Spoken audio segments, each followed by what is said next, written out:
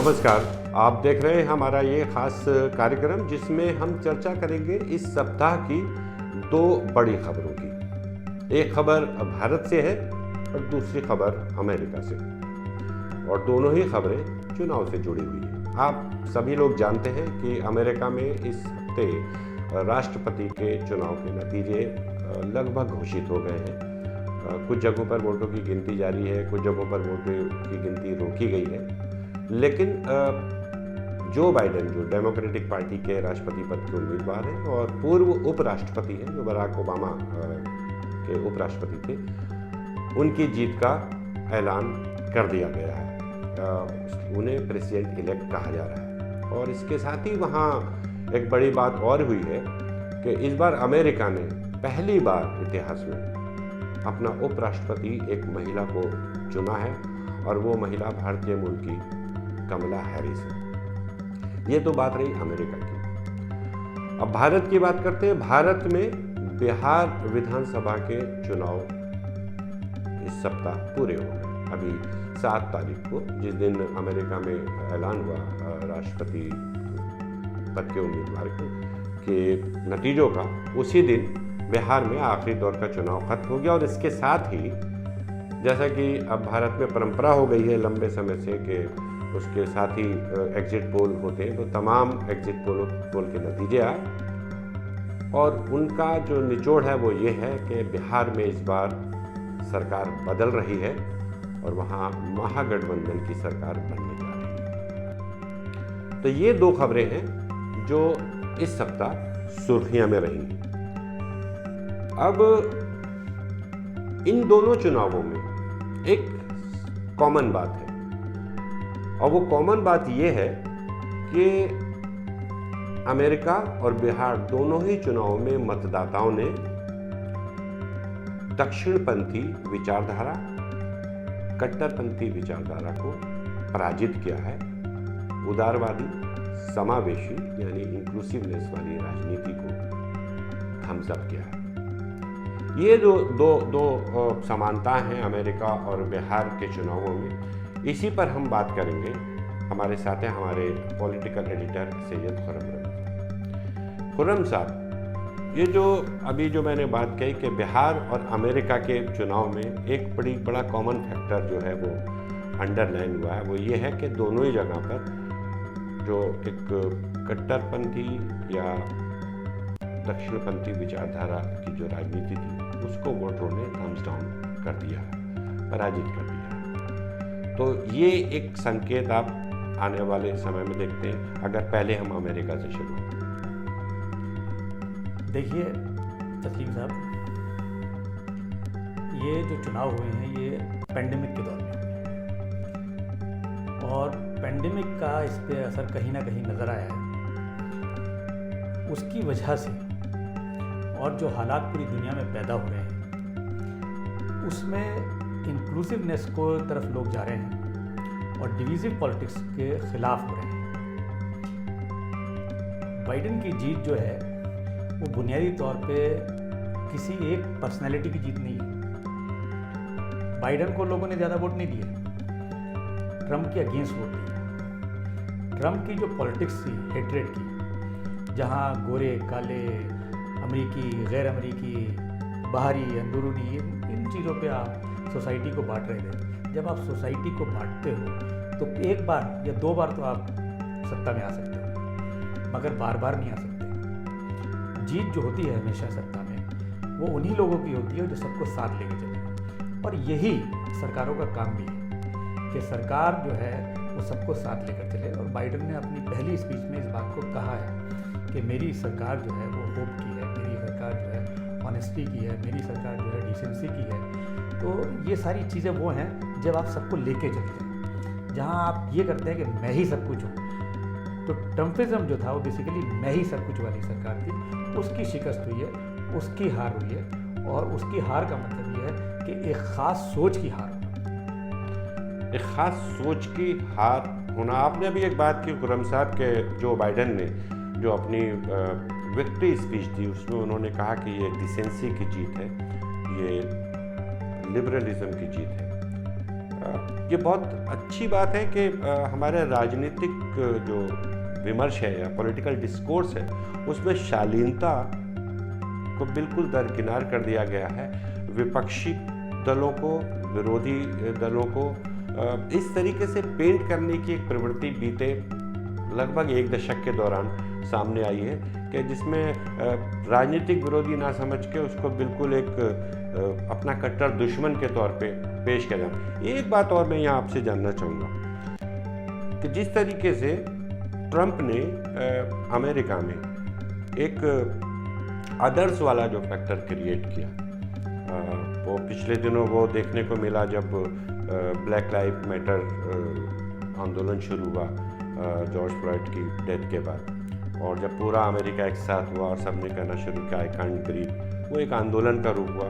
लेकिन उससे, और ये मुझे लगता है ये उसका नतीजा था कि लोगों का दम घुटने लगा था जो पॉलिटिकल डिस्कोर्स ट्रंप ने तैयार किया अमेरिका में, और जहां अमेरिकन्स को, अमेरिकी लोगों के लिए एक अदर, एक काल्पनिक एक डर पैदा किया, वो इमिग्रेंट्स को लेकर हो, कि वो ब्लैक्स को लेकर हो, वो एशियन को लेकर हो, तो वो ये जो एक अदर, एक हवा सा जो सामने खड़ा करने की प्रवृत्ति है। ये देखिए पूरे दुनिया में एक ख़ास तौर से चलन चल रहा है नेशनलिज्म का, और नेशनलिज्म में ख़ास तौर से इस बात को हाईलाइट किया जाता है कि हम जो हैं असली नेशनलिस्ट हैं और दूसरे जो अदर्स हैं वो एक तरीके से देशद्रोह हैं और वो देश के लिए नहीं काम करते।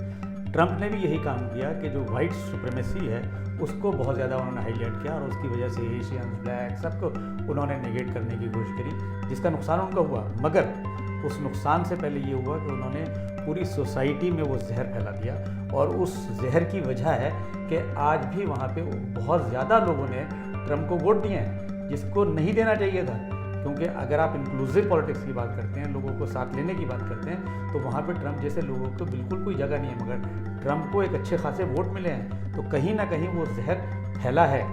अब बाइडन के पास जो सबसे बड़ा चैलेंज है, उनके सामने सबसे बड़ा चैलेंज यही है कि वो जो नफ़रत फैली है, वो जो जहर फैला है, उसको किस तरह ख़त्म किया।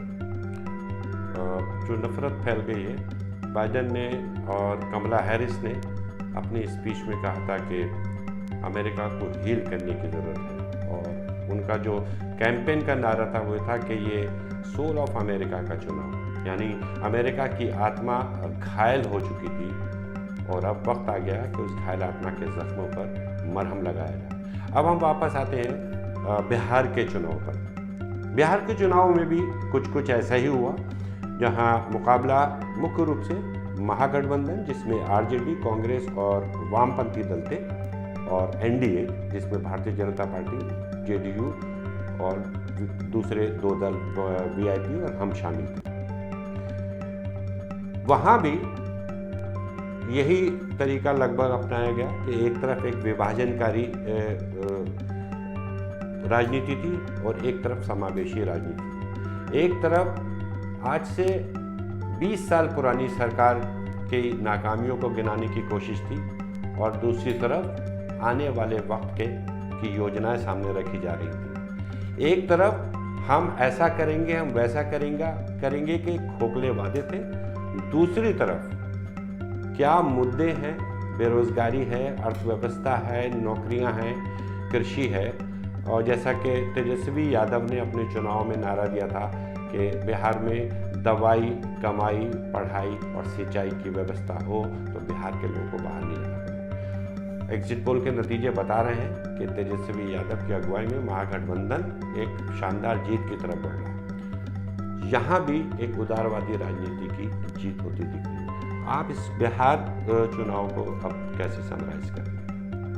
देखिए तस्लीम साहब, ये चुनाव भी बेसिकली पेंडेमिक के दौर में ही हुए हैं, और वहाँ पे एक वोटर बहुत बड़ी तादाद में वो था जो हिंदुस्तान के बड़े शहरों में काम करता था, और वो वापस जिस हालत में गया है, उस हालत में जो उसको परेशानियाँ उठानी पड़ी हैं, तो उसको कहीं ना कहीं वो गुस्सा तो है। दूसरा, रोज़गार एक बहुत बड़ा मुद्दा बनता जा रहा है। नौजवान एजुकेशन हासिल कर रहे हैं और उनको रोज़गार की कोई उम्मीद नहीं नज़र आ रही। इसकी वजह से ये सारे बुनियादी मुद्दे थे। वहाँ पे जो बात हो रही थी, या तो पाकिस्तान की बात होती है या नीतीश के 15 साल की बात होती है। अब जनरेशन चेंज हो गई है, नई जनरेशन पुराने कामों को नहीं जानते, उनके जो अपने इश्यूज़ हैं वो उनको एड्रेस करना चाहते हैं। वो चाहते हैं हमें रोज़गार कैसे मिलेगा, हमारी शिक्षा कैसे अच्छी हो पाएगी, हमारे लिए क्या क्या चीज़ें हो सकती हैं।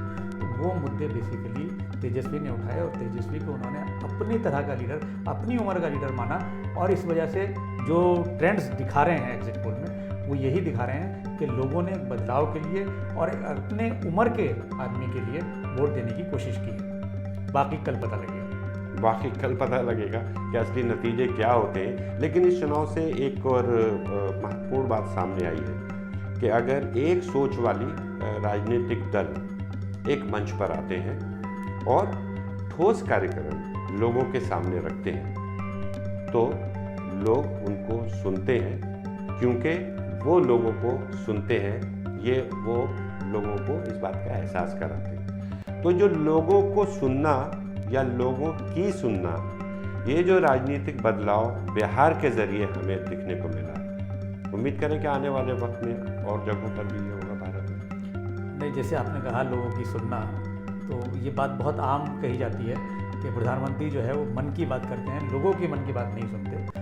तो वही है असल में किसी भी सरकार को ये चाहिए कि लोगों की बात सुने और लोगों की बात सुनने के बाद उनके हिसाब से काम करे। जो ये सरकार, खासतौर से नीतीश कुमार की सरकार हो या केंद्र की सरकार हो, उनको अपने दिमाग में जो चीज़ आती है वही ठीक है, उसी को इम्प्लीमेंट करना है। बाकी दुनिया भर के लोग मशवरा देते रहें, कोई एडवाइस देते रहें, उसको इम्प्लीमेंट नहीं करना। इकोनॉमिक पॉलिसीज़ में आपको रघुराम राजन ने, कितने लोगों ने, कितने एक्सपर्ट्स ने, इकोनॉमिक एक्सपर्ट्स ने आपको राय दी, आपने नहीं मानी वो बात। यहाँ तक कि आपने जिस वक्त लॉकडाउन किया उसके बाद या उससे पहले कोई ऑल पार्टी मीट नहीं करी। एक पेंडेमिक है, पेंडेमिक के लिए अगर आप सबसे मिलकर मशवरा करोगे तो आपके ऊपर से रिस्पॉन्सिबिलिटी हट जाती है, मगर आपने सारे फैसले खुद लिए और उस फैसले के जो भी नतीजे हुए, लोगों को क्या परेशानी हुई, लोग जा पाए नहीं जा पाए, वो सारी। तो यहाँ जो है बुनियादी तौर पे जब आप सबकी सुनते हैं, जब भी आप अच्छे फैसले ले पाते हैं। जब आप सिर्फ अपनी सुनते हैं तो सिर्फ जो आपका छोटा सा दिमाग कह पाता है वही उसके नतीजे निकलते हैं, उसके नतीजे हमेशा ख़राब निकलते हैं। इसलिए सुनना सबकी चाहिए, सुनना सबकी चाहिए। कहा जाता है कि समस्या का पहला समाधान यही होता है कि हम ये मान लें कि समस्या है, और उसके बाद फिर उसके समाधान की राह निकलती है, रास्ता निकलता है। उम्मीद है कि जिस तरह अमेरिका और जिस तरह बिहार में लिबरल, सेकुलर और प्लूरल पॉलिटिक्स और सोच वाले लोगों का एक रेनबो समावेश हुआ, एक रेनबो कोalition बना, एक बहुरंगी जो गठबंधन बना। ज़रूरत अब आने वाले वक्त में संभवतः इसी किस्म के गठबंधन की है, तभी विभाजनकारी, नस्ल भेदी और किसी एक अनजाने अदृश्य दुश्मन को लोगों के सामने खड़ा करने की राजनीति को परास्त किया जा सकेगा। कल नतीजे आएंगे बिहार के, हम आपके साथ फिर होंगे, आपको जानकारियां देते रहेंगे और ये भी बताएंगे कि एग्जिट पोल के नतीजे कितने सही साबित हुए। नमस्कार।